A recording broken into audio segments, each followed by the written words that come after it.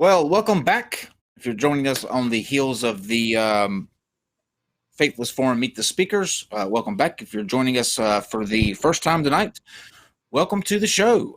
We're here, just like we were here last time, and just like last time, we are surprisingly absent. The very bold and very sure of themselves team of Standing for Truth and Raw Matt. Dave is going to put up a picture. Well, let me not be rude first. Hello, Aron. Welcome back. Evening. And Steve. Hey, I don't know if the outside chat heard this, but before, like between the intro, I think Aron was pouring a beer, and I swear to God, I thought somebody was taking a piss. Were you pouring something? Oh, I don't know if the outside.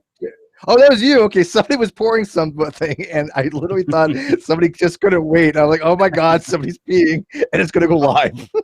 Yeah, it's been a while since we started the show about 2 hours ago. I've had to go, Steve. Hey, no, I don't judge, man. I did a podcast with these guys where this guy was like in a dorm room or something, and his bathroom was like right around the corner. The bathroom door was like right there where the computer was. And so because he's alone in his apartment, he left the door open. We're doing a live podcast, and we're listening to him pee standing up in his toilet. Then he comes immediately back and sits down. Like we all know he didn't wash his fucking hands, right? Oh no! And he was there for dental school. Like, you're a fucking dentist. No. Oh no! Oh, that's awful. I hope he doesn't have any patience. So here's the deal. Last week, Aron was with us, and Raw Matt eventually came in. Raw Matt, we closed out. We agreed that we were going to do Tuesdays because they have a long list of, I believe it's 100 things that disprove evolution. Very detailed paper, and we were all in agreement. And last night I sent a message saying, remember tomorrow at 9:30 we're going to be starting that thing. All was good, and then I got an email about it was 2:30 in the morning last night, and Dave will throw this. Actually, go with what Standing for Truth said tonight first, Dave, so that we can see this. And you might have to read that, Dave, because I can't read it. I can't read it either. It's blurry. Dave. Yeah, that's. Let me unmute real quick and I'll read it. Yeah. Okay. It says, Standing for Truth. I was never asked to go on, nor will I. Way too short of notice. Have our 3-part video series. I'll see how well they handle it, and we will see if Aron is finally willing to participate in structured debate. Okay, now, funny that Finally willing to participate in structured debate. Yeah. Now he did a video. By the way, about did that, y'all see the structured debate that I had just like 3 days ago? Yes, Yeah. in the church. I like how people tell me that I won't have a structured debate. I've done them. This was a live audience, moderator and everything. We've done them here that was too. The whole 9 yards. We've done structured debates here too. So, but see, that's not the so what I had planned to do was Raw Matt, whatever his name is. It gave us this list of, he said he had 100 disproofs of evolution, and he had already confessed an awful lot. He didn't realize how he painted himself into a corner on the things he'd admitted to. But, we have that recording. And so I was going to press him on those. And I actually took the time to make notes and make references and look at this first handful of disproofs of what he thinks. And this was going to be a great time. Now, I don't know about structured debate, because the structure of this was that this was not going to be a debate. A debate is where two people get equal time to talk. Well, in this case, their time was in putting up these 100 proofs. And the arrangement was, with me and Raw Matt, was that he and I were going to go through that list, and I was going to show him how all of it was bullshit. Every single claim. And I looked at the first 5, and I'm like, oh my gosh, this is going to be so much fun. What an idiot. He is in for it. And I guess he figured that out too, and that's why he's not here. Well, actually, here it's an interesting thing, because if you remember last week, Standing for Truth kind of shoved Raw Matt in here. It's like, I'm too busy. You go in there and take care of this. So let's see what happened this week with Raw Matt. Dave, if you'll put up the email that I got at 2:30 last night. And I'll read this. It says, standing for, I'm going to read it to you. It says, Standing for Truth wanted me to give you an update. He said he will be willing to come onto your show to replace me, but only if you let him reply. He said, otherwise he will not come on. Nor should I, for a few reasons. He said that I was talked over every time, even when I was asked a question. I was interrupted on almost everything as well. He thought it made us look like we didn't have an answer or we just conceded. So he said if you or Steve agreed to somewhat moderate and prevent interruptions as much as possible between Aron and him, or even perhaps a 2-minute back and forth, whichever you decide, then he will come on the channel and take my place. It seems like he really wants to do this. I am basically representing his channel because I don't have one of my own. So I need to respect his request and I think he would rather fill in for me anyway, by the sounds of it. So if you agree to have him on and to have equal time, whatever it may be, then he will take my place and have a war against Aron on any subject.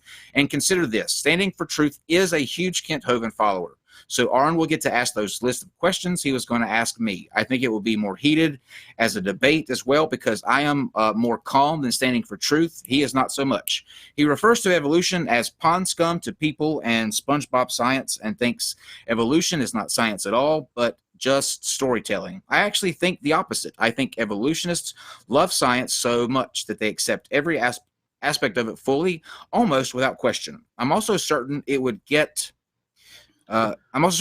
you far more views than I could bring, as I am nowhere near as popular as Standing for Truth is online right now. I just want to send this to you ASAP, since I just talked to Standing for Truth and he told me all of this. I don't want to throw Aron any last-minute curveballs, but would rather him have those questions ready to go for Standing for Truth and get ready for this war. So what you're telling me is that creationists lied consistently. Yes. Without reservation. Myself with shock. I can't tell you what a surprise. All right, we didn't want to break it to you this way, man. We were hoping you were going to find out a different way that creationists lie.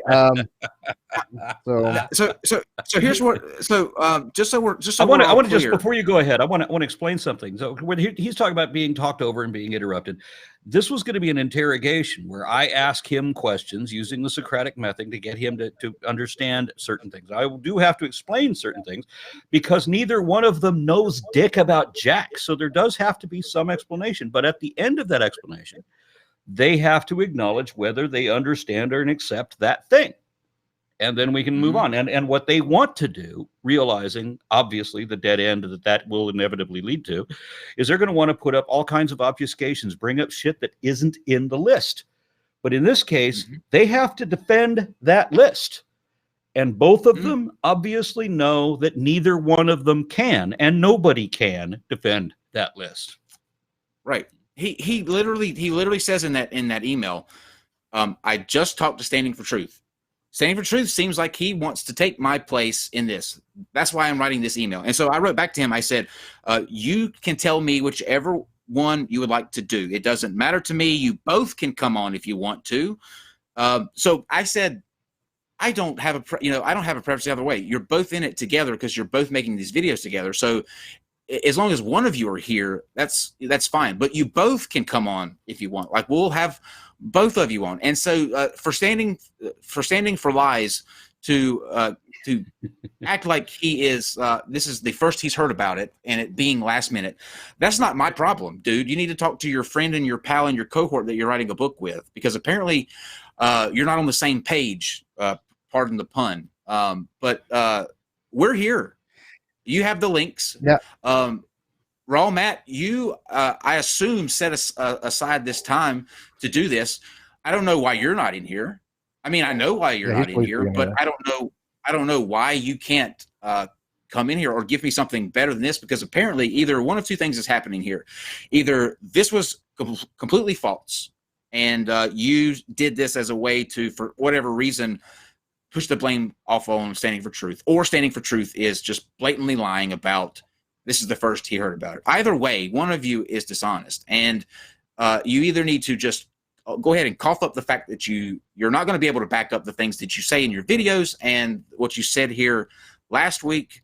Because after this, if you're not, either one of you coming in, we're done. Like, we're not going to take you seriously anymore. We're not going to have any more of these conversations. The structured debate thing, all of that bullshit is out the window, because this is the second fucking time that we have sat here and waited on you two guys who claim that you have the truth about creationism and that it trumps evolution, and that you have all of the proof to negate it, but you're not in here doing it. Yeah, anybody What's what's the time of that anybody stamp on read that email? any of their 100 proofs? Their 100 proofs are so fucking stupid. No, I sent you. First of all, when's the last time we heard from Matt? How long has it been? It was last night at 2:30. Okay, so nothing today.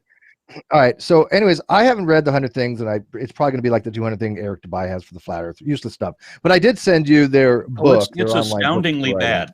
I mean, it's really. bad. Did you happen to look? Did you happen to look at their online? I looked at the first handful of them. Every It's claim is pretty not bad. just wrong; it's embarrassingly dumbass. It's potato. I mean, it is literally potato.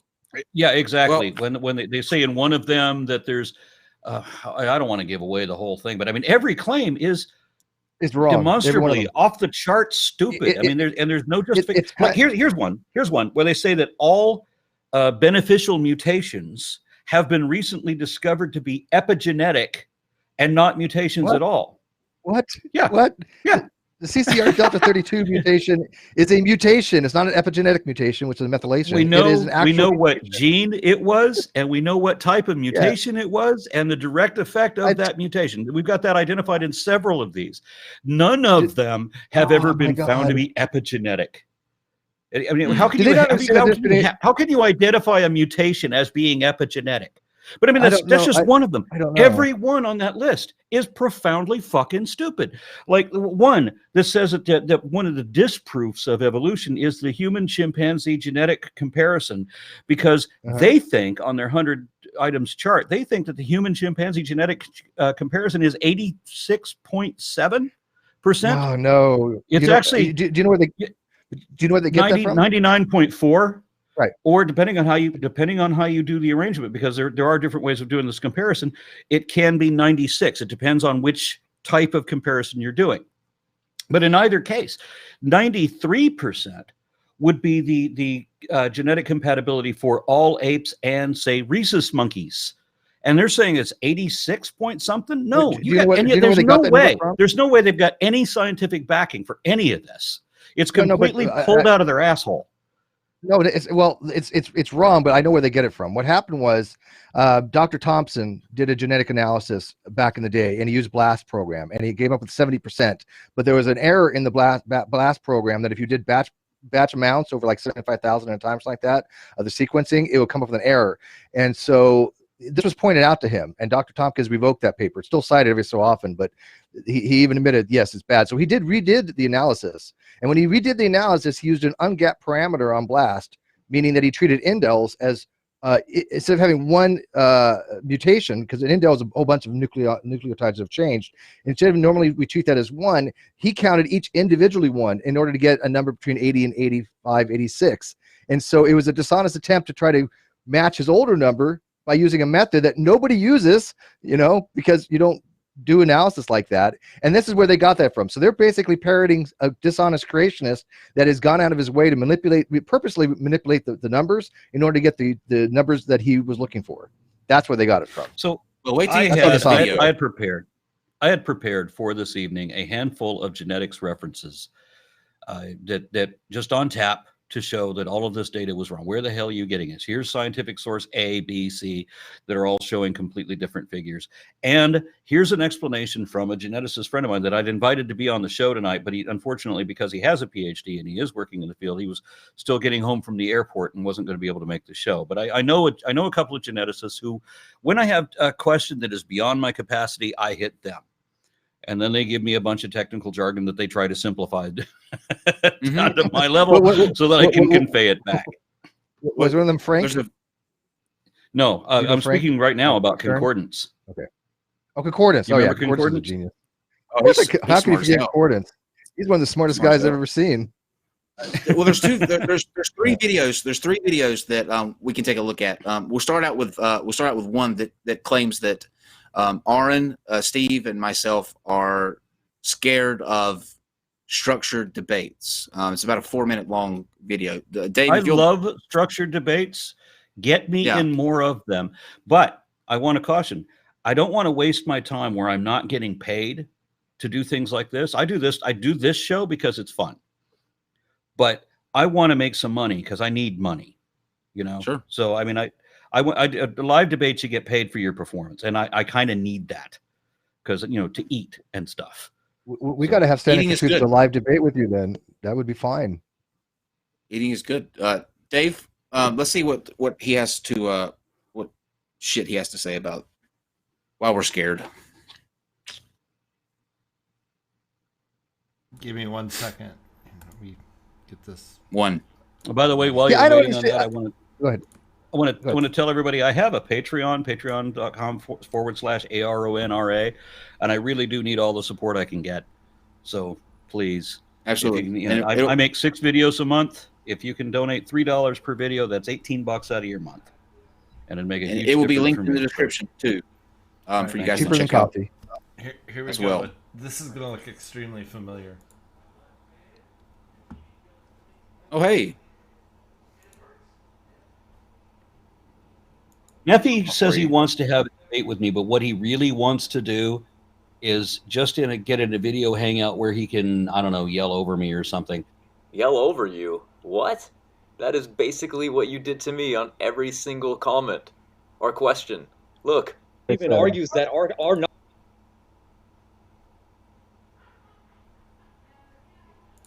Are we playing this all the way through? I don't know what's going on. Yeah. Just until somebody stops it. Okay. Knowledge of molecular processes is not good enough to ever determine or rule out independent origins. So it's telling us that things about density of hair that they have to protecting them from all elements. They don't get sunburned. Hold on. Let me know what you think. Now lost their bees, and now they now have to pollinate by hand. Except that they are not. Well, this thing can't do that thing. Then that's unfalsifiable and not science. No, Matt, well, hold on. Something is a mammal, but if you want to play by the exactly taxonomic rules, that okay, Dave. We get his point. See if he goes toward the end. If he says anything. Who edits these things? Who edits these? Like a 5-year-old? So will you admit? Matt, listen very carefully. He's literally okay. Okay. I see what he's doing. And I'm gonna send this to. Those are. Dave. Dave, you can go ahead and go to the next to where he starts to debunk evolution. Let me explain what this is. What he did here was pull out. It's sort of like with the Kent Hovind thing. The reason that the Kent Hovind discussion that he had with Aron was so effective is because Aron was a master at not letting Kent Hovind do what he normally did, and that is he will try to weasel his way out of questions and move on to something different. And what Aron was doing is not allowing him to do that. And those interruptions are times where he's not interrupting to just for the sake of interrupting. It's interrupting to either clarify what he meant to say or to make him actually answer the damn question. And there's a huge difference between those two things, a huge difference. Well, the other thing about it was that he wanted to go on a rail of all kinds of lies. So he wants to tell, 35 lies in his 2 minutes of talking. But if you say something that is not true, I am going to interrupt you because the thing you just said is not true. I don't get to listen to the next lie or the next 5 or 10 lies. We're going to address the lie you just told and show that that was a lie and get you to admit that that was a lie before we go to your next lie. So which he did. Be ready to, if every sentence you're going to say is wrong, then expect to be interrupted after every sentence. Right. And it's not that he's interrupting to throw pejoratives at you. If you actually played the rest of where those interruptions were, they were to make points about what he was saying. The number one move that creationists like to do is to start on one thing and then drive through several other points to try to either confuse the audience or to lose you in several different points to where you're constantly having to play keep up. And the reason that, like I said, the Kent Hovind debate was just so telling of that is because in Kent's other debates, that's what he would do. You could literally take Kent's performances and switch them in debates, even with the different opponents, and it would still be the same. It's a script. And when forced to stick on one question, when forced to make sure that we get through one question, he couldn't even do that. And people don't like that. And so they moved to stuff like this. Now, if you notice, he didn't take the opportunity to refute anything that Aron was interrupting him to say. He didn't play that part. He just wants to focus on the interrupted part because, it's rude or whatever. Well, you didn't let me lie and lie and lie. Well, it's a persecution porn thing. They have to play the victim card. They can't do it on the science, so they have to play the victim card. This is why I don't think any of these people actually even think that they're believing in their own bullshit. They have to know they're lying because they literally go out of the way to play this persecution narrative. Any one of us can have a civil conversation about a multitude of topics. We do it daily, done it for years, and they come in and they just gish scalp the fuck out of people, running from one topic to another, never sticking on one topic. And this is why Aron would interrupt, because Matt would say something incredibly stupid and incredibly wrong, and of course we want to get the right information out and fix that one particular issue, but then he would migrate to 50 more different things. That's how they do it. Well, see, that's why that's why neither one of them showed up for the show tonight, because what we were going to do was systematically disprove every one of their claims, not the whole 100, because I wanted to do this as a recurrent show. I wanted to cover 5 things, and then maybe we would get 20 shows out of that if we could get the guys to hang on. But I didn't expect them to hold out through the remainder of this show. I honestly didn't. I thought that if one or both of them showed up, that they would never concede the first fucking point, and it would stop there because they know they're wrong. They've got no defense for it. There's no way they can admit that they're wrong because they're both liars and because their entire belief system depends on lies. So where the fuck are they going to go? Away. Well, they would both drop out, rage quit the show. That's what I was expecting.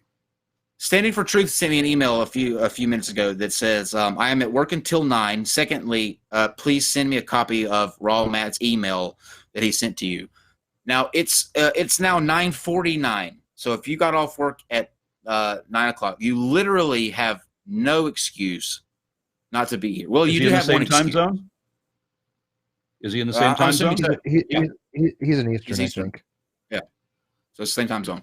So you literally have no excuse except for the fact that you know that you can't back up anything that you say. Now we're going to watch this video right here. Dave, if you'll put this up. He made 3 total videos about what we did, and we're going to go through this in pieces because it's long and drawn out, and we'll hit sort of the main points. But Dave, just kind of go to 5 minutes, 5 minutes in, and we'll see what he has to say about what we said last week. That's good. Genetic trees, saying to others, see how all fields of science help prove evolution? It's called conscience.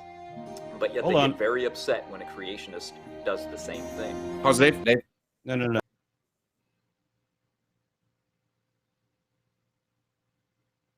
Go ahead, Aron. I that was the recording of me raising my hand. That wasn't me. Oh. I didn't catch that either, Kyle. I was waiting for Aron to interject already. Okay. I paused it. The Aron with the shades. The Aron with the shades is the clone. Got it. Okay. The doppelganger shades Aron. I was like, oh, okay. All right. No. Go ahead, Dave. No. I'm not upset that evolutionists use paleontology and geology. I'm upset that during arguments and debates, I'm not allowed to use them. Everyone always says evolution only has to do with biology. They didn't even understand what I was trying to say. They didn't listen. They didn't even start at the beginning. That was the problem. When they started looking recently, they found that turtles have no shells when they spend their life in the ocean. The longer they spend their time in the ocean, the less they need a shell. Since I don't think Aron Raw either believed me or didn't understand what I was saying, I guess I'll post it here. This is the National Geographic website, who also stated that once turtles hit the water, their shell size reduces. The leatherback That's turtles wait, themselves wait, don't even pause. have hard- He didn't say. That's he didn't. There's a difference between reduction in size and losing a feature. Oh, for fuck's Hello? sake! Yeah, there's no living turtle that has no shell. So Some yeah. He said soft they shell have products. hooves. He said the turtles have They have hooves. hooves. They're ungulates. This tells you his depth and breadth of understanding of this topic. But So do you see how- his turtles have Yeah. no shells, and they have hooves and long flowing manes. and they chew Yes. the cud. You must chew the cud. But do you see how dishonest it was? He's so nonchalantly just said when I said that the turtles had no shells, Aron didn't believe me when this study here says that clearly turtle shells may have shrunk. Completely opposite. They're not even in the same realm. There's a difference between a girl in a short skirt and one with no skirt. Yes, that's a good example. Good point. That's a good example. That's a very good point. Okay, Dave. Oh my God, that's hilarious. hard Wow. shells. That's what I'm saying. This is dishonest. It's not. There a are two species. different cladistics definitions for turtle. They're still debating. on which No, one they there fall are into. not. They still Not think there they're is either not lizard, two snake, different. Yeah, there are two different cladistic classifications for turtles, Aron. I don't know why I'm teaching you this. This is your specialty, for God's sake. Which major taxonomic group or clade of reptiles that turtles belong to? Now, most of reptiles fall under the clade known as Eureptilia, or true reptiles. This includes stuff like lizards, snakes, dinosaurs, and birds. But there's also Parareptilia, or side reptiles. These are some of the earliest reptiles, all of which are now extinct, like the spiky-cheeked procolophonids and the mesosaurs, which were probably the first aquatic reptiles. Now, by and large, which clade you put turtles in depends on where you think its shell came from. Turtles' exact place among the Eureptiles isn't settled either. A lot of researchers think they're more closely related to the clade that includes animals like crocodiles and birds, but others argue that they're closer to a different group that includes lizards and snakes. Hopefully it won't take another 130 years for an answer to that debate. So What's this argument? The position of turtles cladistically is not that there are two different classifications for turtles. It's that they're trying to decide which one they belong to. And if this PBS episode is probably a few years old because the discoveries that closed this or that solved this problem were very recent. And I was wrong about this because I made a video several years ago when it was still undecided, and I was very hopeful that turtles would end up being in the parareptilian group because I wanted parareptiles to have a living successor. But it turns out that they don't. There was another fossil that was found that shows, I can't remember the name of the fossil, but it showed the first stage of turtle growth, which was super broad ribs. So you have an animal that looks already like a turtle. And it's a secondary diapsid, meaning that these early fossils, they did actually find that it has two temporal fenestra. They're just very, very small. And so it was overlooked the first time. Sometimes you need, especially when you're dealing with fragmentary skeletons, you need a fossil that is complete in order to tell whether you've got all the pieces. And that was the determining factor.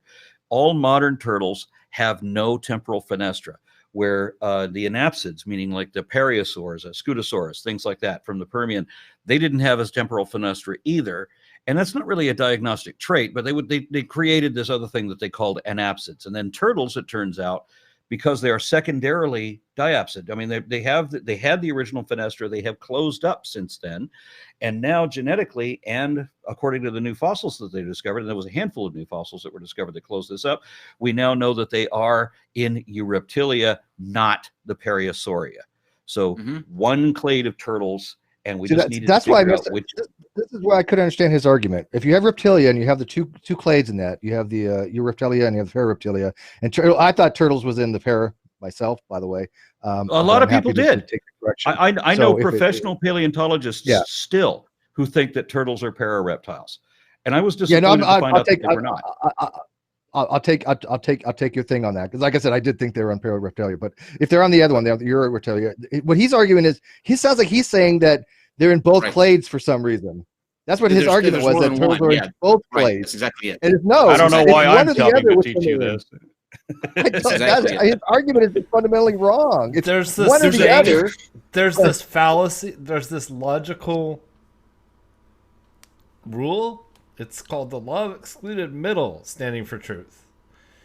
It can't be in two clades at once because it's one that clade. that would literally be against the definition of what a clade is. So well, he just said like he's just thinking that because they when he watched this because they haven't decided yet which clade it belongs in, that means that it must belong to more than one. That's his mess up. How's that even possible? That's stupid. It's his definitionally impossible. Fuck up. So there's two down standing for truth. Does just not show you just how inept these people really are, that they really think they understand these topics. And what's worse is they're not only inept on it, they try to disparage other people's knowledge on it. Like it's like other people don't know what they're talking about. Let us educate you. These fucktards couldn't educate a donut. Okay. They have no knowledge about these topics. They've never gone to school. They never read a book. They don't even have the fundamentals. They have no foundational principles or first principles of any of these topics. Anybody that listens to either of these two, take a look at where they are. They pull some kind of stuff about who's going to show up where. This is the second time that they haven't been able to come in here and face up to the stuff that they spout. Like in this video, he's all mouth in this video when it comes time to actually facing somebody that can refute your points, and they're going to be able to refute your points, and you don't want to look like you're a bitch, which, I mean, at this point you are #bitchmade in the chat. You do anything you can to get out of it, and we're going to go through a couple more. And there's two down, and we just started the video, so I mean, I don't know what you expected standing for truth or standing for lies. Dave, go. Let's start to the middle. Can never produce a non-bacteria. It never. Hypothesis is all that they have. You see, this is the real problem. According to the evolution theory, about 100,000 to 200,000 years ago, there were about 10,000 to 30,000 individuals. That's an estimate. Now let's just say half were women. That leaves us with 5,000 or 15,000, whatever you want to go with. Let's just say that the average is 10,000 for this debate. So now we have 10,000 different lines of possible mitochondrial DNA to be passed down. Yet we only have one today. What are the odds of this? That's highly improbable. But if you start with the biblical account, this lines up perfectly as to what we would expect and what we do see. There should be just one line, and there is just one line. Exactly what the empirical evidence shows. Vast correlations line up directly with what the Bible says, and this is undeniable evidence. Oh, God. I deny that evidence. That's about all you can say to that, really. I mean, yeah. Now, I mean, granted, the mitochondrial DNA comes through the female line, the maternal line, but we are related to one ancestor from the mitochondrial Eve, which was about 200,000 years ago, if I remember correctly. But that's because that's the only one that survived. That's the only line that survived. I mean, when you look at population mechanics, why that's so complicated. When you look at population mechanics, it's the way that, when you look at a population of individuals, you're going to have, in the time of mitochondrial Eve, you've had whole groups of people, and all of their lineages continued for a bit, and then many of them died out or thinned out or whatever. And so you end up with one line that dominates the group. And so everybody ends up relating to that one person. And that's the mitochondrial Eve. Why is that so complicated for them to grasp? I don't know. It's pretty simple. They wrote a book. They wrote a book. And are you sure? No, I'm not at this point. Dave, look, let this be known. This is what happens when you follow Ken Hovind. This is exactly, people should expect this. This is exactly what should follow. Let's hear what he has to say about this darling right here. You know what's interesting? When the Human Genome Project mapped the human genome, they said there's only one race of people. You know what that confirms? The Bible. Because we all go back to Adam and Eve, we're all one race. So I don't think it confirms the Bible. It just makes the Bible consistent with nature on this one point. I'm just. I was in the room with him, right? You get the just. With who? Oh, were you with Bill Nye? I was in the room. I was right next to Bill. I was right next to Ken Ham. How'd you keep from laughing? Oh, shit. Yeah. I was. If you go watch the video, there's a moment when Ken Ham recognizes me because he had made a big deal about me like the day before. It was even in I saw it on an article in the Australian news where Ken Ham was telling his followers to pray for my happy ass, and there was something else that he had said specifically about me. So I know that he knows who I am because he'd made a big deal about me the day before. And so I'm walking next to him, recording him while he's got all these other cameras for the movie, right? And then he turns and looks at me and realizes I'm right next to him, and he does this all. That's got to be the greatest feeling, knowing the panic that you cause when you go up to a place like that. If I ever get any notoriety, that's the only thing that I ever want. I want to go to like the Kentucky Museum and the Ark Encounter, and I want fear to be in their eyes. That would be the greatest. I am going again. Of my life. I'm going again in next month. No, this month. Later this month, I'm going. You can hear the alarms going off. Okay. I'm going up to the American Atheist National Convention, which is in Cincinnati, and that's a 20-minute drive to the Ark Park. And Answers in Genesis is doing something where they pretend to answer evolutionists. And of course, I'm going to record those confrontations because that's going to be a fun set of conversations. And I can't get a lot of these guys to face me anymore. I mean, the tour guide, the Answers in Genesis gave me a tour guide, and he did his best, but he came into the same old argument of, well, there's all this evidence for God. And I'm like, but start up the cameras, get everybody on this guy. Okay, what is your evidence for God? And his evidence for God is, well, you can't explain life. That's a God of the gaps fallacy, and fallacies are not evidence. I tell you what, if you ever get an organization of some type and they make the Ark Encounter some kind of atheist headquarters, I'll donate to that cause. That's awesome. I don't think the Ark Park will last that long. I really don't. I think that'd be the ultimate. They're making a lot of money right now. They really are, and I'm worried that it's. I'm worried that what's going to. I'm worried that what's going to happen. Well, because I'll tell you why. We have a polarizing division in this country. I don't know if I brought it up before. While atheism is on the rise, the fastest growing demographic with regard to religion, atheism, all 50 states and around the world. That's true. But the people who, recent polls revealed that the people who distrust science is actually rising as well. And of course, creationism is rising. Now, how all of these statistics true at the same time? It's because we no longer have the middle of the road who accepts science and believes they have a soul when they die, that goes somewhere. Instead, right. we have people that are walking away from religion altogether, and we have people that are walking away from science altogether, which is why we have a flat Earth movement.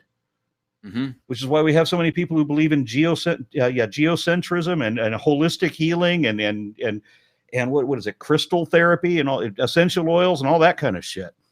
Yep. So exactly therein lies the problem. There's paper published on that too recently. So what I'm afraid is going to have to happen is that the United States government is going to end up going the way of, say, the Irish government many years ago. And Ireland reacted when their government was, like full on theocratic. And now they're like almost entirely atheist. I mean, there was one Catholic that when we did the World Atheist Conference in Dublin, on the same weekend that we were there was a militant Catholic activist who was also in Dublin. He didn't know that we were there. That would have been funny if we'd gotten to meet up. But he was doing a poll out on the street, just asking passerby, and he got 19 out of 20 people that said that they didn't believe in God at all. And that was in a country where the government is run by the church, where every school, the Catholic school, unless it's a private school, all the public schools are Catholic. Yeah. So what's going to end up happening to this country is we're gonna finally lose our secular status, and only then will people wake the fuck up to what's going on. Now, there's already a quarter of the country are atheist, and a third of the younger generation, those under 30, a third of them are atheist, whether they realize what atheism means or not. I mean, they're all calling themselves, agnostic or nuns or whatever. But, the people who don't believe in God, okay, which means atheist, those people are going to be the dominant voting demographic at the same time that this country goes full on theocratic. And that's going to create a new revolution. Hopefully not a violent one. But what Do I you think is think going there'll to be a end up happening, theocratic revolution? what I think is going to end up happening is the same thing that happened in a lot of other countries that started out theocratic and then just lost control of it, where nobody takes the church seriously anymore, but they do realize what the church is doing to them. And only then will the non-believers actually start to vote as a block. It's only going to be after the damage is done. I don't know if there's a theocratic revolution on the rise. I mean, I do believe religiosity is definitely on the decrease, and that's universal across the board. Unfortunately, they're still in charge of everything, and that's the paradox. That is true. The dying generation still owns and controls everything, but it's going to be the only people left who still have religion are going to be the ones in power. Well, I mean, don't you think though that the old guard is kind of dying out though in some regards? I mean, we have a they are, but they are trying to seize the minds of the older not people. fast enough. Okay, so now there are people on the Supreme Court now who want to overturn the Lemon test, Lemon versus Kurtzman. They want to be full on theocratic. They're going to dissolve. They are determined to dissolve our separation of church and state, and that'll happen at the same time that the non-believers end up the dominant voting bloc. That's interesting. I hope it's not a like you said, a violent thing. Like, no, I expect the same thing that we saw. I expect the same thing that we saw in the UK and the same thing that we saw in Ireland, where the populace doesn't take the clergy seriously anymore and has no respect for them either. That's kind of what happened here, though. I mean, the Pope, I'm sorry, is not having. He doesn't have any or much of the same pull that he used to have. People even mock him openly nowadays, and so even in the States here, I think that a lot of people are having a lot more insensitivities to religion and disrespects to religion, and it's because they're not taking them seriously after all the scandals and everything that's happened. There's nothing to take seriously with a lot of them. And now there are some people that are in the middle, like well, let me finish real quick. There are some people that do take science and religion, and they can mix them together, right? The Saigarts of the world and people like that, and they're far and few between. But those are not the enemy, right? In my opinion, those are allies because they're fighting against creationism just as much as anybody else, and they keep their religion to themselves. They don't want the theocracy. They don't want a theological situation in the United States where their personal religion isn't the one that's dominant, because that's usually what's going to happen, right? If there's a theological takeover, the chances of your particular denomination and your religious views being the dominant one is pretty much slim to none if you look at the bigger picture, right? So I don't think that's going to be the case, but I think that as more people recognize that the older guard is leaving, dying out, the Pat Robertsons of the world, and I hate to say it, but if when that man passes away, there probably be multiple house parties going on because he's just such a vile person, and it got a lot of damage to people. But I'm I think you're right. I think the younger group is going to make a difference. I am definitely going to celebrate when Pat Evil fucking Robertson dies. Amen. Because I remember him in 1993. I remember in 1993 when he told his 30,000 some odd followers to go out and kill homosexuals where you find them, because he said that the United States was the only country that allowed homosexuals to live, and that was why we have earthquakes. How can one person honestly get so many things so wrong? And now he's gotten to the point where like people don't even comment on the batshit crazy things that he says anymore. And at that point, it's normal. But like, how effective are you as a pastor? Supposedly trying to lead people to or when you say things, they're like, well, let's just being Pat again. He's insane. We watched that video, Steve, of him with the hurricane was coming. Remember when the hurricane was heading straight to his campus, and he was saying, he prayed it. He was saying, I pray a shield of protection around this. Please don't make it to where we have to spend the church's money to rebuild our beautiful campus. Not saying anything about anybody else around in the area. Just don't let it hit his campus. Don't let it hit them, right?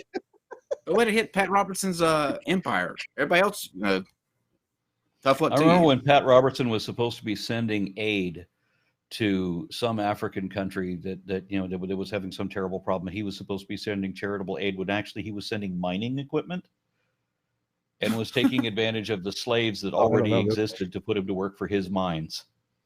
Oh my God. Shocking. That's just that sounds that's not surprising at all. Actually, it's not surprising at all. And I remember watching before. It was like 1982, and you had what was the girl with all the makeup? Jim and Tammy Faye. Tammy Faye Baker. Oh, Tammy Faye yeah. Baker, Yeah. So they How could you had forget they them? had the Yeah. they had the writers for Dungeons and Dragons. Remember the Dungeons and Dragons game? They had the writers for that game on one of their shows, and they said, "Is Dungeons and Dragons willfully a satanic organization?" And the guy says, "No, absolutely not. As a matter of fact, we even have a Catholic priest who reads over everything that we produce to make sure that there's nothing that could be interpreted that way at all." And so she turned to the camera and said, "See, Dungeons and Dragons is willfully a satanic organization. What the fuck you lying about, bitch?" I was told that as a kid that because I liked Dungeons and Dragons. I started with the basic set, right? I remember back in the days it was really just a piece of paper, some pencil, and dice kind of thing. But I was told by some parents, that I couldn't play that in their house with their my friends because it was satanic, and I was going to grow up to worship Satan. Now, granted, later on I did grow up to worship Satan, but that was completely coincidental and had nothing to do with the fact that I played Dungeons and Dragons. It's so sad because she actually came out to be a really good ally for the LGBTQ community after that whole thing Tammy with Faye. Jim. Yeah, with Jim when I when thought, Jim wasn't her husband gay? who Jim Baker? Yeah, Jim Baker? No, Jim Baker wasn't gay, that's, but that's what's his face? Jimmy Swaggart. Jimmy Swaggart, Not yeah. No, Yeah, Jimmy he was Swaggart was the one with the They're all hookers. confusing. Yeah, he was one of the hookers back in my area in India. Yeah, he got There's so busted many 2 of miles them. from my house.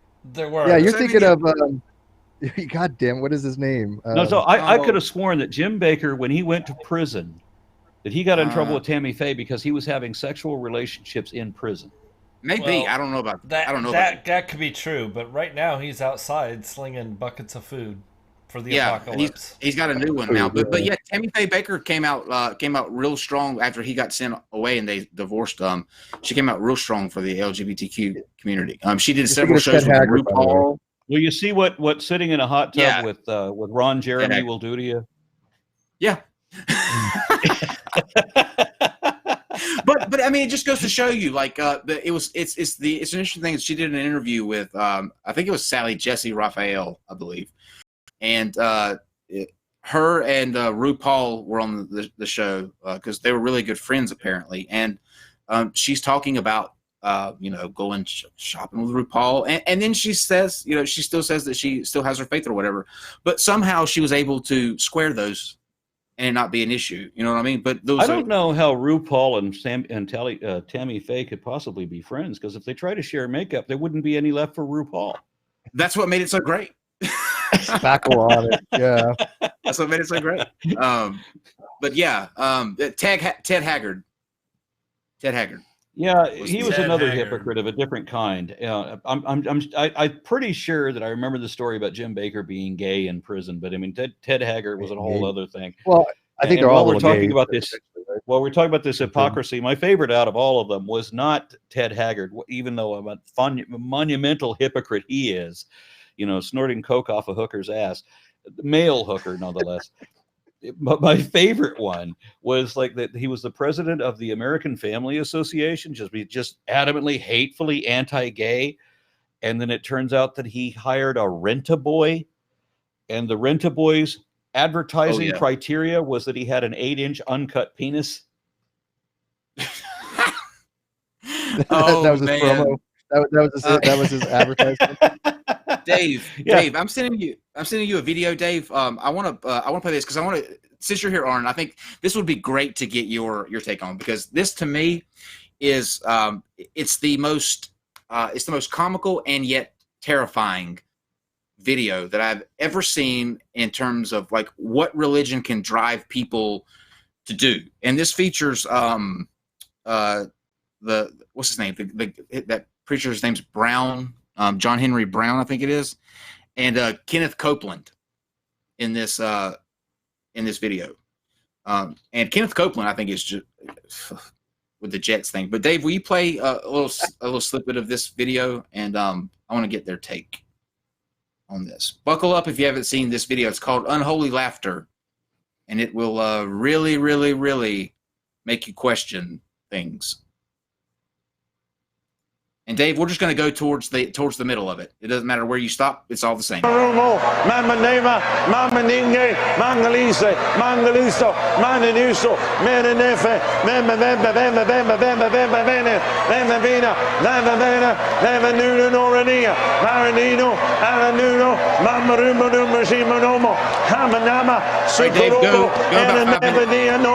minutes in the future.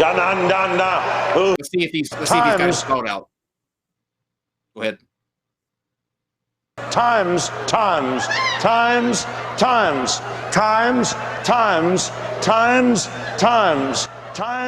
of refreshing, times of refreshing, times of refreshing, times of refreshing, times, times, taya, times,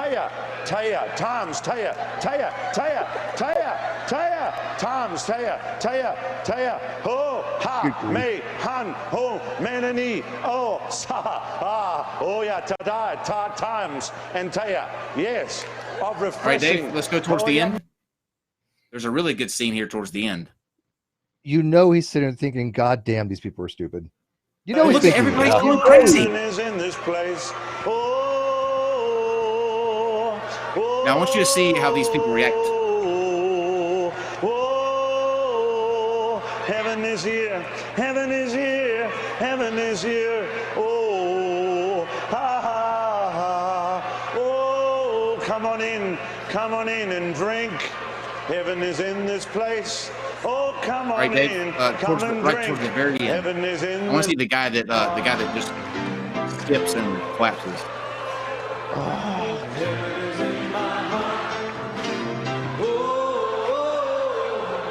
Maybe we missed it. Anyway, there's a guy that there's a guy that. Wouldn't it be a great job? All you got to do is lie to people and sing like this, and swindle little old ladies, and you get tens of millions of dollars a year. The thing is, though, he says if only nothing. I could get rid of these. If only I could get rid of these damn scruples. Yeah. He says nothing. Like, he literally does that the entire hour of that video. He doesn't say one word, not one message, not one like complete sentence. It's he starts the video laughing at people. Kenneth Copeland is in the very beginning of it, and Kenneth Copeland walks up to the pulpit, and they're both just going like back and forth. I mean, it's just 5 minutes of them gibbering back and forth, and you can tell. Dave, see if you can fast forward. What they're doing.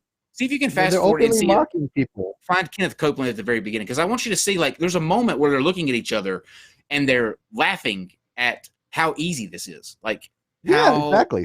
Just how unbelievable this is. But he literally says no words. The entire video, no words. It's ridiculous. But we're the ones, we're the ones without a moral compass.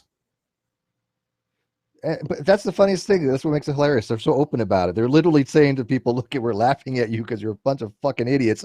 I'm saying gibberish, and people are gibberish, and people are laughing their ass off at it, or praising Jesus, or whatever. And I'm not even saying anything. Mm-hmm. You had to correct the pronunciation of gibberish. Is that even necessary? Exactly. But what I don't get is that these like, you have people that and like Steve said, not all, but there are the Christians that we're talking about in this sense are the ones that look down at people who don't have belief, as if there's something wrong with them, as if we are in some way broken, or we're missing something, or we're not as pure and innocent as the Christian. Now, those same people will look to somebody like John Henry Brown, Kenneth Copeland, or the people that's in that room, and think that they are pious, that they have, they're doing God's work.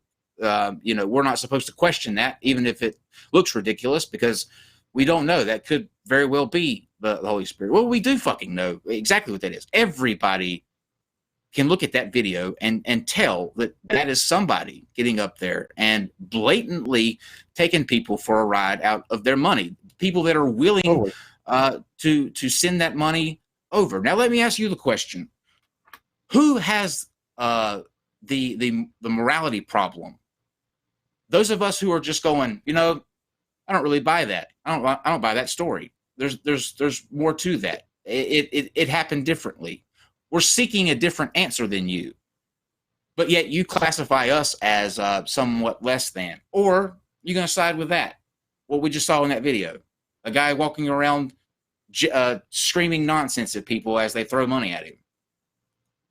And what is the problem with pointing that out? I don't get this. What obligation do I have to look at something like this video? Which, by the way, I've seen that video a few times. But what obligation do I have to look at the video and go, yeah, this is holy, this is pious, this is of the Lord?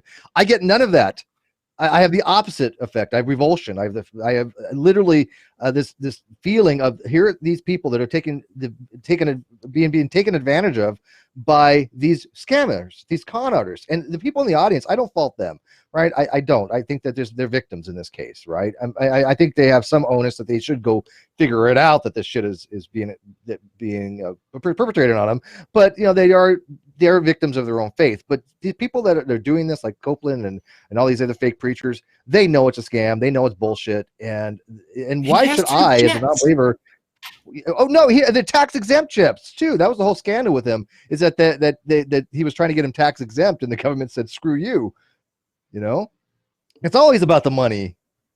And so I'm a bad person for looking at that and going, "Oh my God, these people are just these are actual scammers that you're watching." And you have religious people going, "Oh no, that's the spirit." Oh no, it's not. If that's the spirit, then I don't know what to tell you. What religion you have? That is not spirit.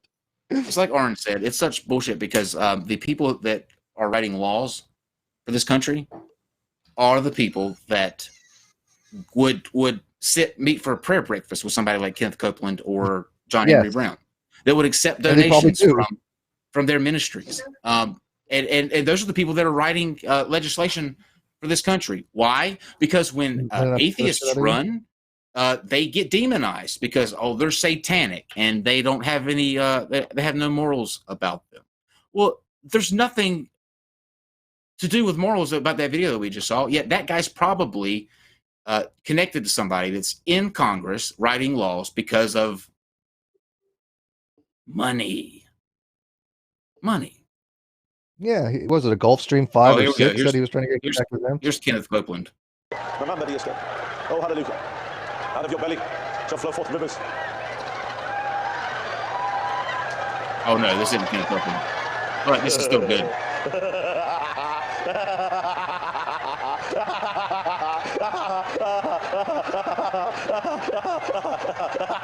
Wow. Like a hyena. It's organized and same Makusa. I mean, come on, seriously. So I guess, Aron, we can pretty much close the lid on standing for what did you call the other day? Standing for bullshit. Standing for fuckery. Yeah. Standing for bullshit and raw dipshittery, raw derp. You two have no answers. You two have no arguments. You two can't even come in and pretend like you do. Look. G-Man at least came in and defended his stupidity against Aron. You can't even do that. And when you're not even on G-Man's level, we don't have the time for you anymore. Yep. Now, if they want to do a structured debate, I'm down for it if they want to do it in a live venue. But, of course, nobody's going to pay to see either of them losers debate anybody. No, and I mean 1,000 people watching them. Just basically, this is the second time that they've done this. Standing Truth as pussied out. So there's just, they're done. I mean, they can make all the videos they want.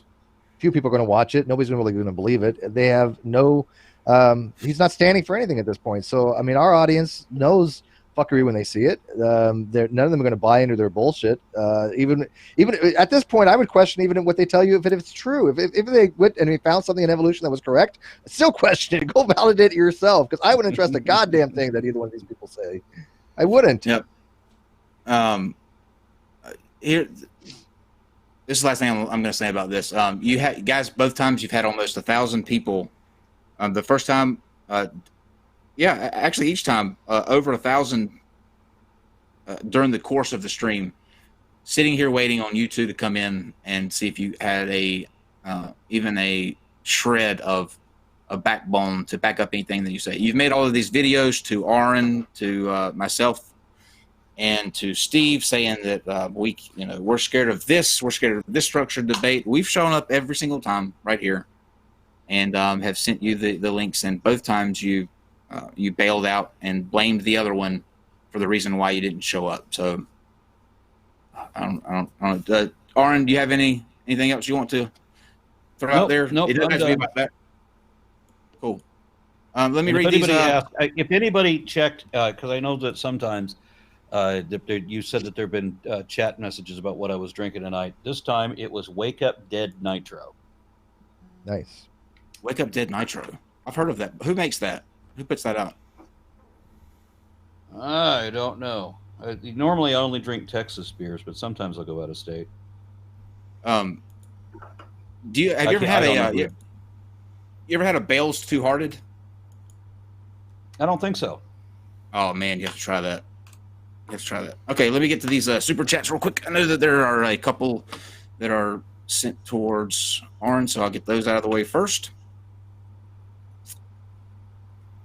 If it will load. Oh no, I got the monkey. Something went wrong. Oh, you got the 500? Here we go. I had that on Twitter today. I guess that's the problem with the internet. I don't know. I have the same problem. Lloydie, 666 yen for Aron Ra. Mark Beiser, standing for derp is hashtag bitchmade. Nerd Junkies sent 2 super chats without any comments. Thank you for that. Brian G, time for a hashtag bitchmade t-shirt. I agree. Sandring, is this my big chance to discuss with Aron why he's wrong about political issues? LOL, love you, Aron. Oh yeah, we do need to set that up between the two of you. We have been talking about that. Thank you for the super chat. Brian G, standing for truth. Even lies like Hovind. That's accurate.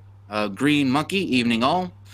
Revived Newt, no message. Travis Miller, no message. Thank you for the super chats. 0.08, officially an Aron Ra Patreon. I was homeschooled and taught young Earth creationism. I was homeschooled and was taught young Earth creationism, but always had a passion for science. Aron has helped me reignite my passion for learning. Well, you can't beat that. No, you can't. That's excellent. Thank you. Green Monkey. So we had Adam and Eve, and then Cain and Abel. Cain kills Abel. Who does Cain marry? Good question. Attila the One. All hail the Pope of agnosticism. Oh God, don't Attila, don't encourage him. Yeah, Epicuro Altera says expropriate the Ark Park to make it an LGBTQ mega brothel. That would be hilarious. Corrupt syntax. I would spend a year in a hot tub with RuPaul and Tammy Faye. That's funny. Attila the One. What are Aron, Kyle, and Steve's favorite extinct critters? I must know. Thanks for providing the show, guys. I can't imagine not having Non Sequitur around. Mine would be a saber-toothed tiger. I'm going to go with hallucinogynia, which is a Cambrian type animal that was really kind of cool. Yeah, and at the moment for me, it's Thrinaxodon. What does that look like? That is more in our lineage. It was the one that survived the Cambrian, it was the one that survived the Permian Triassic extinction event. It was a saber-toothed therapsid. Oh, nice. Saber-tooths are just badass. Let me ask you this question, Aron, since we're talking about this. Have you ever heard of the stoned ape theory? No.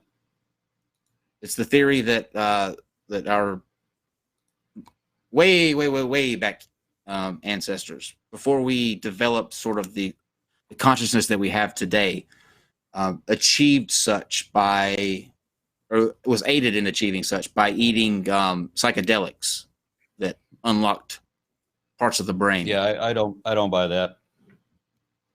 Got it. Okay.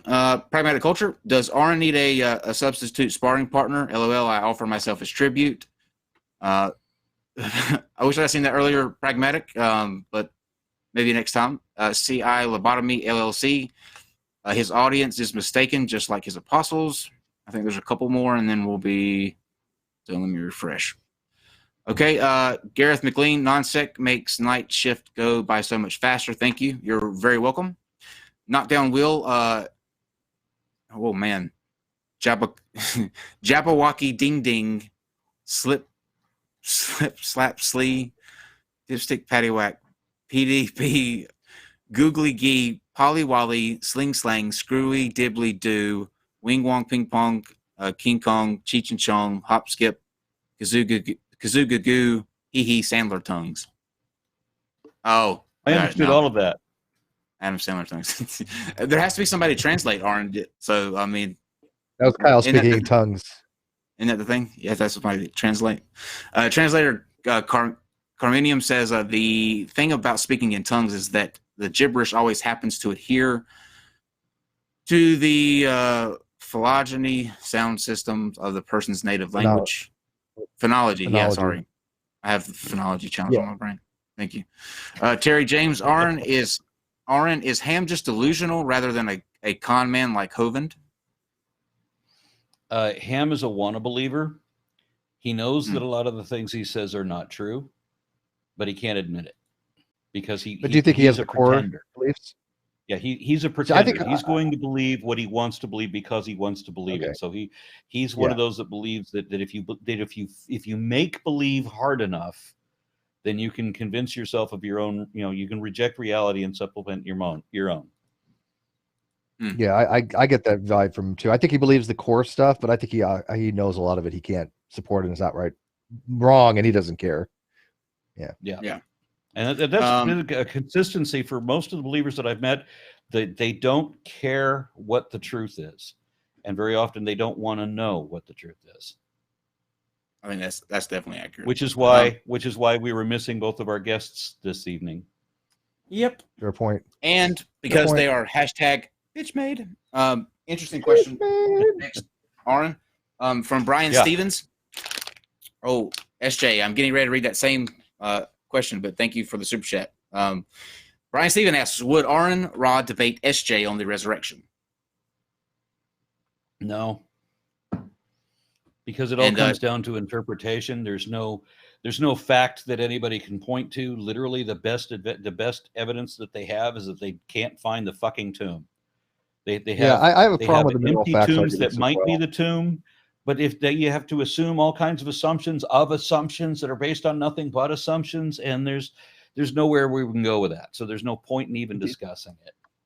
SJ really likes the minimal fact arguments. Do you accept any of the minimal fact arguments? Because I think that all of them are up for in some interpretation. The minimal fact argument is basically like one of them has to be like the tomb, the conversion of Paul. There's certain things that they consider to be at the very basics facts of history, and even all of them are. There's like 4 or 5 of them and they're questionable.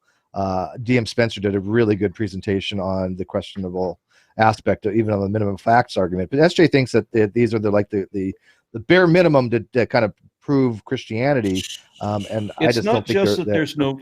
The problem is not just that there's no truth to Christianity. And it's not just that there's no possibility of God, which both are true. There's no truth to Christianity and there is no possibility of God.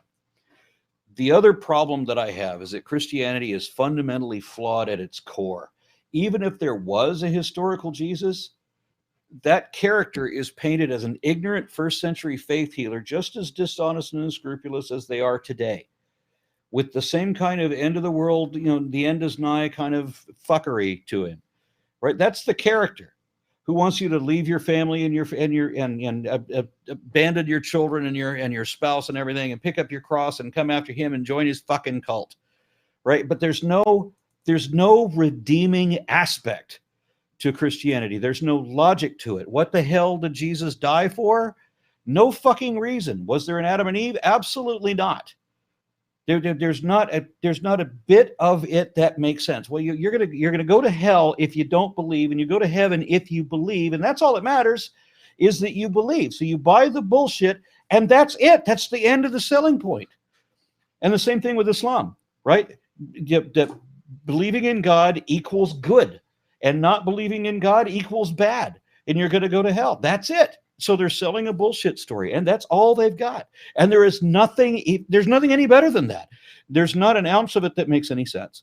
So for me to debate with somebody, whether a guy who a composite character who likely never even existed, but if he did exist, isn't the guy that they're pretending it is, and there isn't a God, period. So that doesn't matter. And this guy from the first century doesn't know that there wasn't a flood either. He believes it. Why? Because he's stupid. He doesn't know that there are seeds smaller than the seed the mustard seed. He doesn't know when figs are in season. He doesn't get any respect in his own hometown because everybody that knows him knows what a fraud he is. He can't even heal the blind when he pretends to because he's doing his stupid fucking faith healing thing. Right? There's no. Why would I debate whether some guy existed or was resurrected in an impossible circumstance for no fucking reason on a belief system that can't be defended on any point ever? Sorry. I kind of get that. I think they're fascinating discussions, but every time I've listened to the debates, and I happen to like SJ, people know that. She actually, I have to consider her a friend, but we're in the same arguments I hear from everybody else. And they're just not very convincing arguments. And they're just definitely not, something worthy of having multiple debates over. It's like everybody wants to debate the same things. We've listened to these arguments before. I've heard the minimal fact argument a million times. I've heard them talk about the tomb a million times. Nothing's changed. I wanted to add literature on this stuff on that. I will only debate things that I can actually prove a point about. If we that's what I like. Show I like that somebody's right. This is the problem I have with a lot of religious interpretation. Because if it's at all based on interpretation of how you read the Bible and how you interpret the Bible, then I give up. There's no reason to even participate because these people will change every word to mean something else. I mean, I was in a church for the debate the other day, and it says, it makes this comment of it's taking a line out of the Bible, and they've got it posted on the wall like it's really significant, that he was pierced for our sins, and it's a quote from Isaiah. Like, if it came from Isaiah, they're not talking about fucking Jesus. But if you take all the words and pretend that each word means something else, and it can simultaneously mean the literal thing that it meant, but then it can also mean this other thing that you want to interpret, and then we call this prophetic language because we're bullshitting ourselves. Good point. So which do you prefer? I mean, there's two kinds of debates. One debate could be more of subjective things. Okay, is Trump a good president or is he a shit president? Although I think that's an objective fact. He's crap, but that's at least I think that's objective. Okay, let's go. Okay. I don't know. Pick something Republican or Democrat. At least people can argue. There's different things for different platforms that you can argue that are debatable. But there's certain things. If you want to argue me like 1 + 1 = 5, that's not a debate. There is no debate to be had. Evolution's in that category.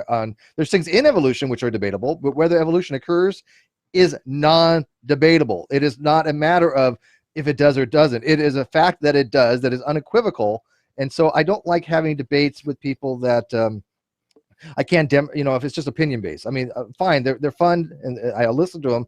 But me, if I'm going to be showing something to somebody, I want something that's factual, and I want to be able to take their head and pile drive it in the ground and just smother them with facts.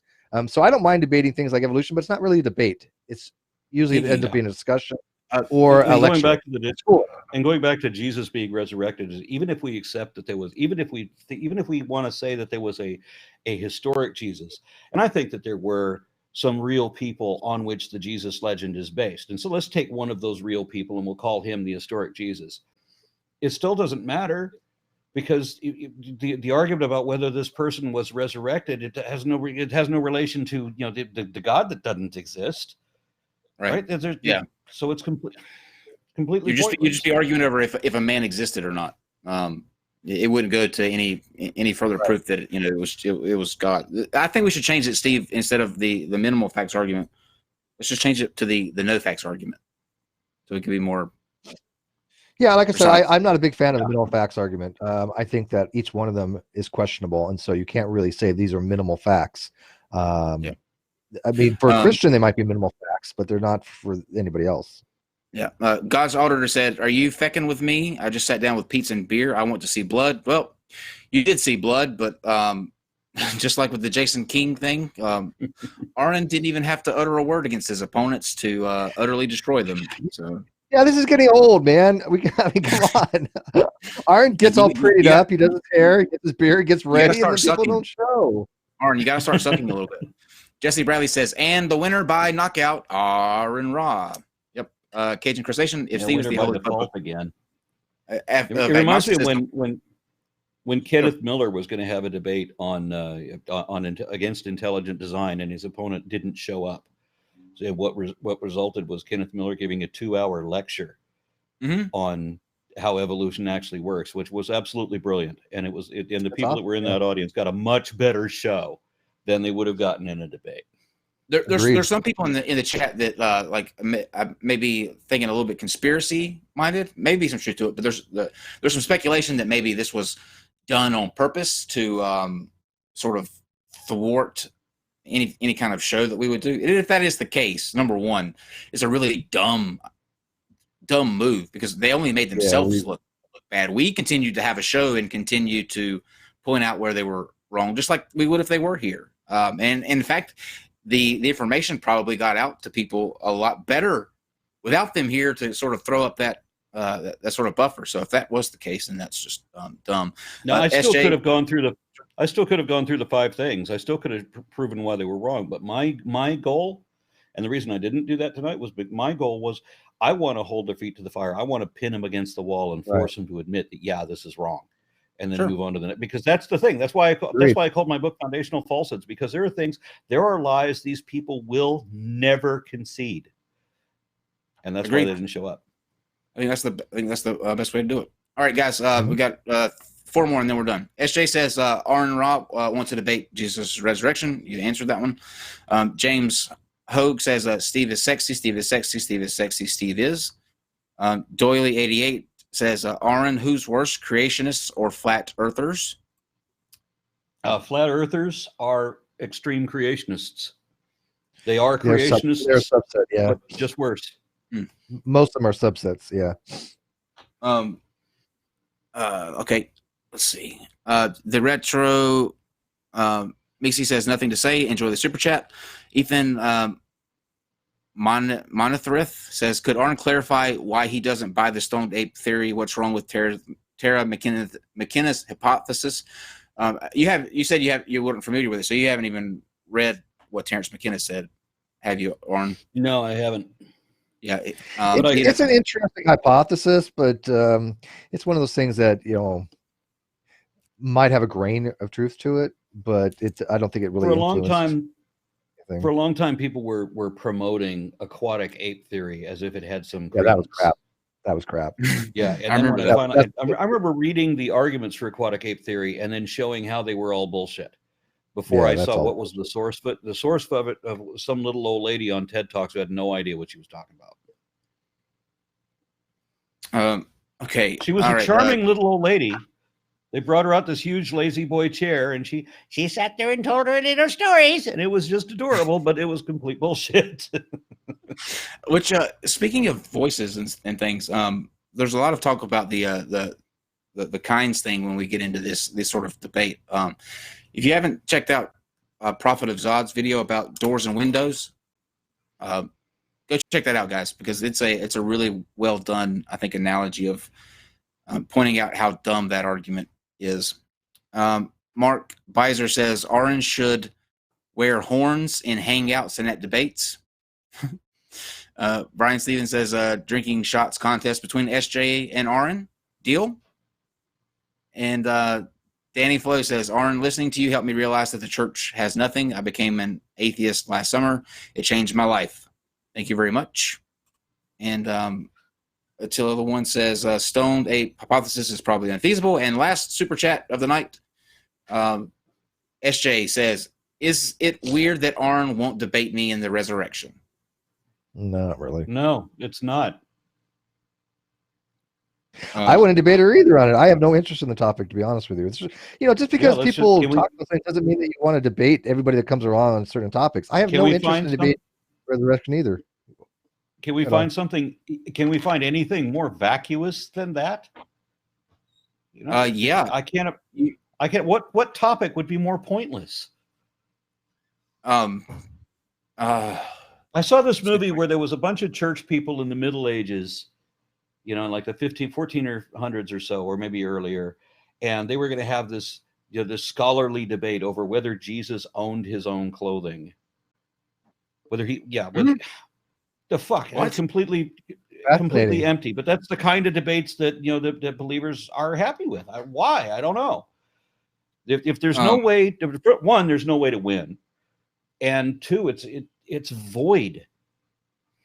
It's just speculation, really. There's no way to win on either side. Right. Yeah, because you can't. Yeah, that's dumb. Lysandring says, tell Aron, Lysandring equals Ronald. I wonder if that's cryptic enough. I always enjoy my two favorite content creators together in one show. Thank you very much. I appreciate that. I'm gonna leave you guys with this. I posted it in Twitter.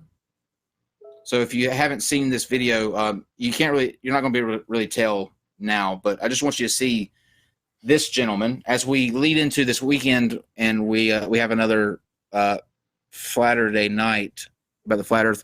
This guy right here, his name is Brooks. Brooks is a 95-year-old scientist. He was a rocket scientist at NASA. When I went to officiate Dallas Engineer and Casey's wedding this past weekend, we took a trip to the NASA center that they had there in Huntsville. And Brooks was there inside of the NASA center, standing at the what they call the brain of the Saturn V rocket, the big ring with all the solar panels on it, just kind of standing there. And I went up to him with my camera and did probably about 15 minutes of a conversation with him. That's going to be in a video coming out later this week. But he's also going to come on the show the third week in April, or the third Thursday in April. But I was talking to him and listening to him talk and the stories that he was telling me just in those 15 minutes. This man is 95 years old. 95 years old. And spent 64 years at NASA. And how does he spend his spare time? When he could just be, lying around and doing nothing? He puts on that NASA lab coat and he goes to that center and he volunteers to answer any kind of kids' questions that they have, and try to explain things and the stories that he went through in all those years at NASA. How anyone can think that just by watching some YouTube videos that the Earth is fucking flat is beyond ludicrous, because the spark in this man's eye, when you watch him, and you go on my Twitter feed and watch a little snippet of it, when you watch him talk about the things he saw, the projects that he worked on, and just the experience that he had there, so much so that he goes back there day after day to volunteer to answer people's questions. You cannot fake that. I'm sorry, but you cannot fake that. And just because you watch a couple of hours on YouTube and you're part of some jaded persecution club and you feel like the government's lied to you, you can't take away 64 years of what this man has contributed to this country.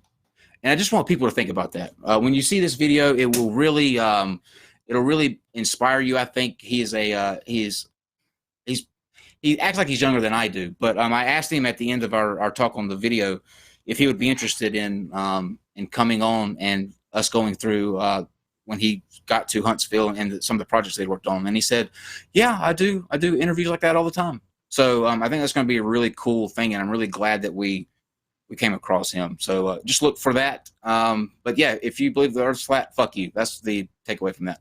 Aron, any last minute words that you want to say before we close out for tonight? No, my next gig, I'm going to be in Richmond, Virginia for the Saved by Science Dare to Care conference. It's a humanist conference in Richmond, Virginia.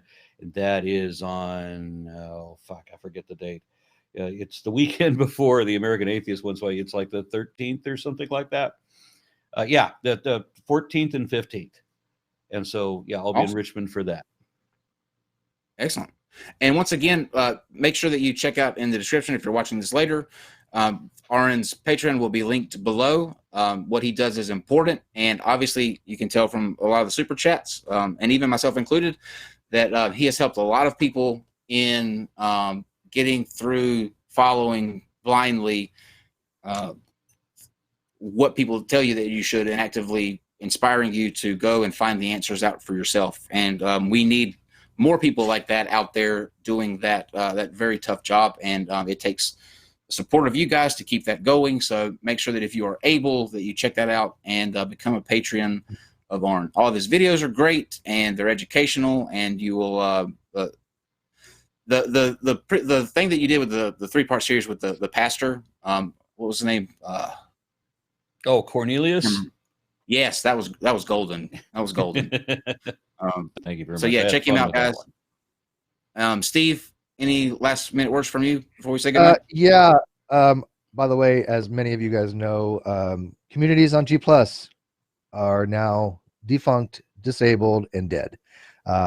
This was something a long time coming. Google has been changing things. So the Great Debate community has migrated. We are now on Facebook, and we're on WeWe, mostly on Facebook. I put the link in the live chat, but if not, you can go find us later on. Great Debate community on Facebook. So I just wanted to thank all the people that invested a lot of time and effort. Dave here, our producer, was a moderator.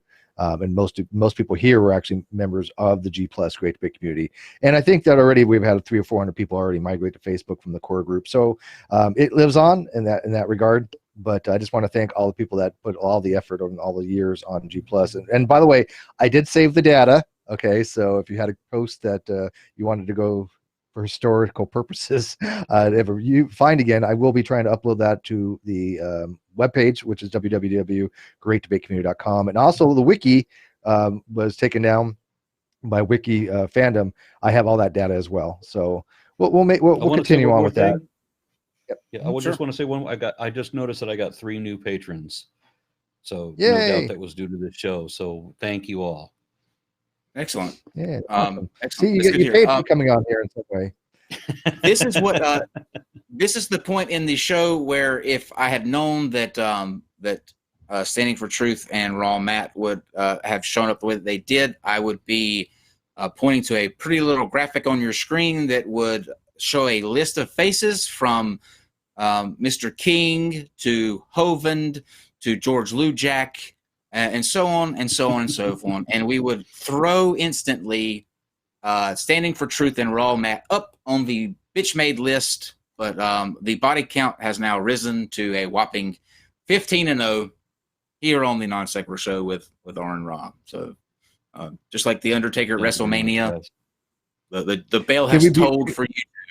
Good night. Can we be done with these guys now? Can we be done for Standing for Truth in perpetuity now? Yeah, unless they agree. We'll see what happens. But good night, guys. Good night. Good night.